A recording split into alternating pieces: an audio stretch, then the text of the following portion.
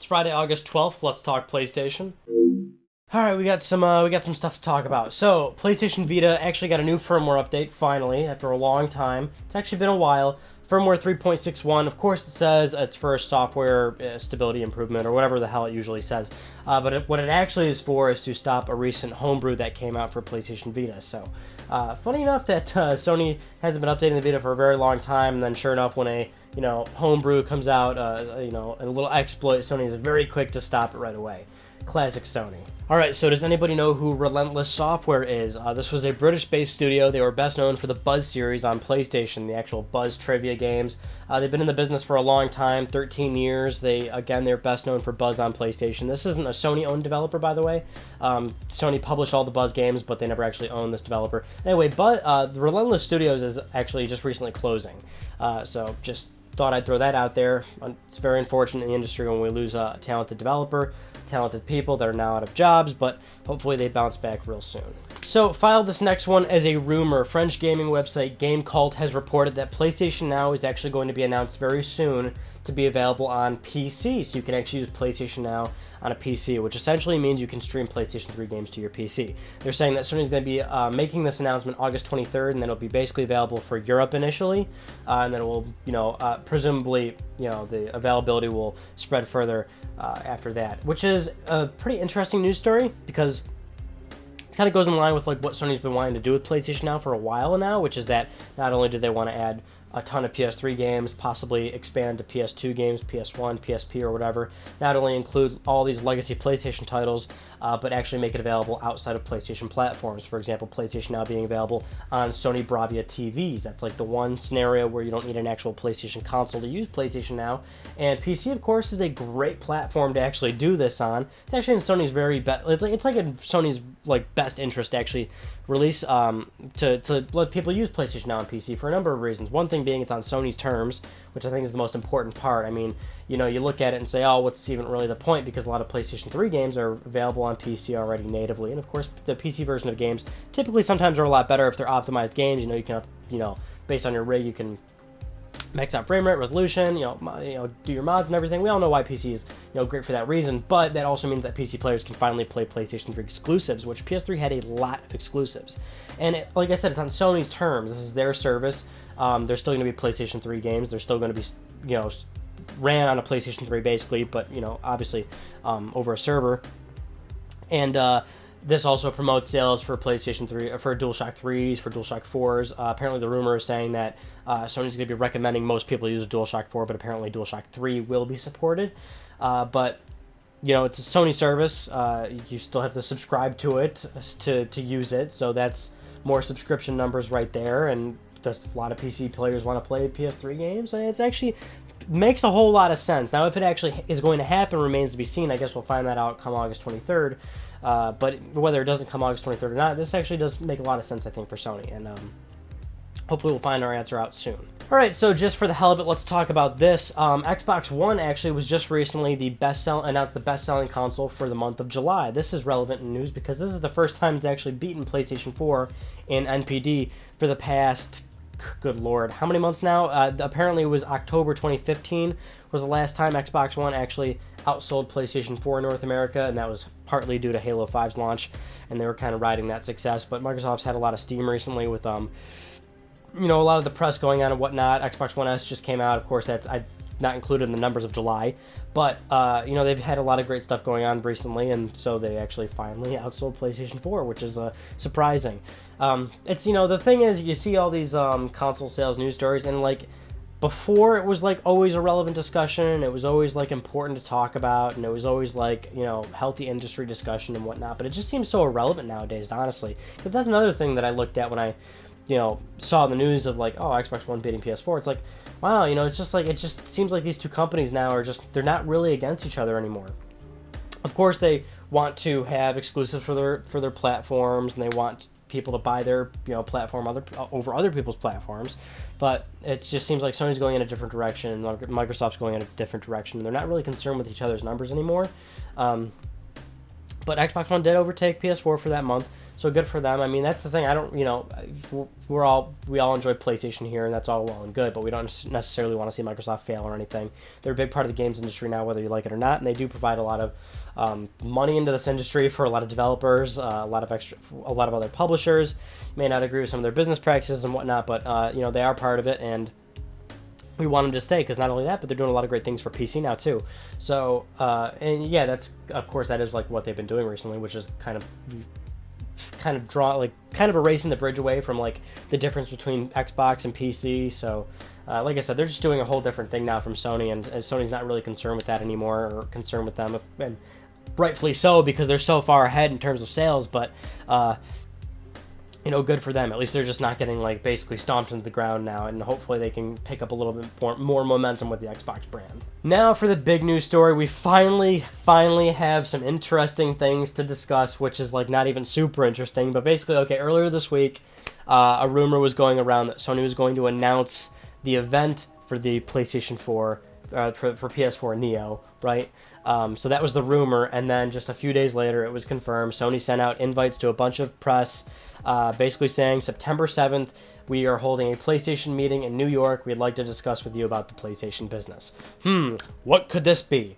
They're probably going to be announcing PlayStation NEO, and that was the original rumors, that this event will be for PlayStation NEO.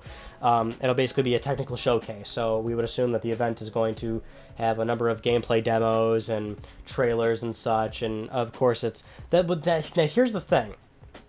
We heard this and whatnot, and initially I thought, okay, so a whole event for this thing. If you remember the previous discussions we've been having about NEO, and Sony's always kind of had this approach where it's like they kind of seem very not making a big deal about it approach. You know what I'm saying? Like they just kind of admitted it outright. They kind of said right away it won't be at E3, and a lot of us are kind of speculating like, oh, maybe they won't make it a big deal. Just release this new system, say, hey, it's more powerful, but you don't have to buy it. Yada yada yada. And we were even saying, like, kind of discussing, like, oh, they might just fucking announce it on like a blog post or something, you know, or just release a trailer on YouTube one day, or just send out a press release to press and say, hey, here are the details, here's when it's coming, here's what it'll cost. But no, so they do have an actual event plan, so that means it's a little bit bigger than we initially thought. But that can tell us a number of reasons why. Of course, they still want to, you know, show people what this thing is, say if the box actually looks different from the regular, you know, what we're used to, angled box. Maybe it looks like a different PlayStation 4 now. Obviously, they do want to show what it does, which is higher frame rates, higher resolutions. I'm sure they have a number of games under their belt where they have, like, very good examples of, like, say, the beneficial aspects to owning the Neo version. And more importantly, I guess they're also going to discuss and let people know that, hey, you don't have to buy this system, by the way. Games are still completely compatible. I'm sure they're going to want to make it very clear that PlayStation VR will still work on original PlayStation 4s. I think that's like a big thing, too, is that Sony wants to communicate with consumers directly. Hey, you know, this isn't, you know, a bad thing. You know, you don't have to buy this, but here is what it does, and here's how it's going to coexist in the console life cycle, because that has been like the big problem with Scorpio and Neo recently, which is that people don't seem to understand their place in the industry. And I think that's one thing that Sony's going to try to do as well, which is what Microsoft was doing when they announced Scorpio at E3. They kind of had that little beginning piece where they're like, it's a new way, blah, blah, blah, it gives us the extra power. And the best part is everything works, forward compatibility, the same yada yada, you know, shit we've been talking about for how many months now. But that's the only thing that's really kind of piquing my interest here, which is, you know, we've seen like tons of rumors about PS4 Neo, right? Like it's like it's no surprise to us. We know it's coming in, and we have heard a lot of details actually about it. But the one thing we really haven't heard is if the actual physical console is a different design. We haven't heard anything about, say, a cheaper, slimlined PlayStation 4, you know? So it's like, how do we hear so many rumors about one thing, but not necessarily some of the more just as important aspects, which is that, you know, what will the box look like, or possibly the cost of it, you know, or the release date. We've only got, like, the actual specs and the fact that it exists and stuff. So it's just kind of interesting how we're getting, you know, certain information, but not necessarily others. I guess Sony's doing a good job at hiding those sort of aspects of Neo, and even further, they're, again, like maybe like what's going on with, say, a possible PlayStation 4 Slim. Like, Sony always slims down their consoles. We haven't heard a damn thing about this. Not even a tiny little rumor about a slimmed down PS4, except that one investor, Sony investor, that said, oh, you know, I think there will be a slim PlayStation 4 at some point, which, you know, we all think there should be. Sony always does it, but like I said, there's no concrete evidence. So, you know, the fact that it's an event in New York, we all know Sony also has very long events as well, so you know, how much time can they really spend talking about PS4 NEO? Maybe there will be something more. So I'm staying like optimistic about it, but it's like it is a catch-22. We haven't heard any other even small little ounces of rumor about anything else. So that might tell us that there probably is nothing else, because that is kind of an easy way to sort of gauge what's going to happen. Because let's face it, you can't keep secrets in the video game industry anymore. It's pretty damn hard, which is why it's like so much better when secrets actually are kept and then they're actually shown on stage or something. But anyway, September 7th is the day, which is actually really bad for me, because usually when Sony does events like these, we do a video on them, whether it's E3, Gamescom, Tokyo Game Show, whatever. We do a video right after the event with not only my recap of the event for you, but then my impressions of the event. September 7th is particularly bad because at my job it's considered a high volume day where I will definitely probably need to be in the workplace, and I probably will not be able to get that time off. I'm praying that I do somehow. And the even more important one is that I need that time off of work, because that is actually me and my girlfriend's anniversary. And, you know, I can't, you know what I'm saying? Like, you can't just, like, not celebrate your girlfriend's anniversary. It's a very social thing, so I gotta be a part of that. So I'm thinking it might be a little hard to do a video on September 7th.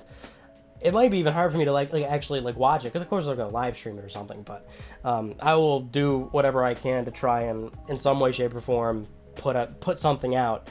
But if not, then we'll have to either just wait for LTPS or the next available day that I can do a video or something. Just throwing that out there. It is a little early to talk about it, but they announced the date for this thing, and I was like, "Are you fucking kidding me? Like September 7th? Oh my god, that's the worst possible day, Sony." Anyway, those are some of the news stories I want to talk about with you guys this week. The running game topic was about if I could make a video game, what would it be? Which was a great news story, because who doesn't have that idea in their head of oh, if I was going to make a video game, what would it be? So I kind of give you my take on the kind of video game I would do. Excuse me, I kind of burped a little bit, but not really. I kind of did a little bit there too, as well. It's really hot in here, actually. I gotta stop this video soon, because these two studio lights are burning my face off, and I have everything turned off, like air conditioning and whatnot, so I can keep it nice and good, keep it nice and silent for the audio. But that also means I'm burning up in here, because it feels like I'm living inside of a volcano. So that concludes this week's episode of Let's Talk PlayStation. I'm Ryan Bujnovksy. Thank you all so much for talking with me, and I'll see you guys next Friday.